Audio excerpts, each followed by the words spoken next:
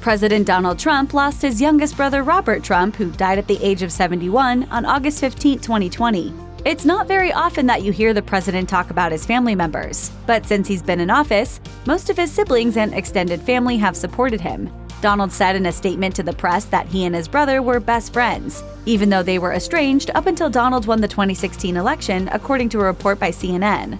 Since then, Robert held fundraisers for his brother and even went so far as to sue Mary Trump, Fred Trump Jr.'s daughter, for writing a tell-all book about the family. At the time of his death, Robert was a top executive of the Trump Organization and was married to Ann Marie Pallan. He had no children, but according to the New York Times, Robert was a father figure to Christopher Hollister Trump-Retchen, the son of his first wife, Blaine Trump, whom he was married to from 1984 until 2008.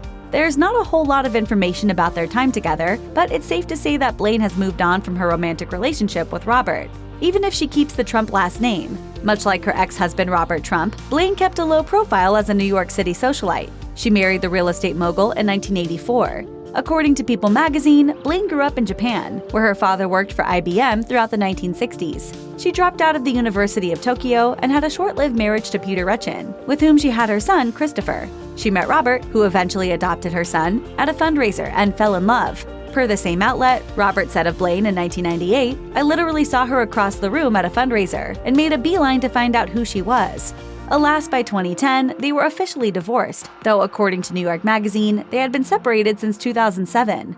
According to the New York Post, Robert was in a relationship with his secretary, Ann Marie Pallan, whom he later ended up marrying. Since then, Blaine has continued to live the life of an influencer and socialite in New York. Since divorcing Robert Trump, Blaine Trump has been partnered up with entrepreneur Steve Simon. She reportedly spends much of her time giving back to others in her roles as a trustee for the American Ballet Theater, a fundraiser for the Memorial Sloan Kettering Cancer Center, and the vice chair of the board of directors for God's Love We Deliver, an organization that delivers meals to homebound people. When I started, we were sending out 33 meals a day, and I thought that was a lot, and now 3,300 meals a day. It's pretty powerful. On social media, Blaine often posts memes promoting social justice, her fave basketball teams, and even videos of her and Simon wearing sweaters embroidered with marijuana leaves to help fundraise for her organizations. Following the news of Robert's passing, Blaine posted a tribute to her former husband, writing, "Always and always, Robert. Thank you for the wonderful memories. We had a great run until the painful ending. You will always have a place in my heart and Christopher's."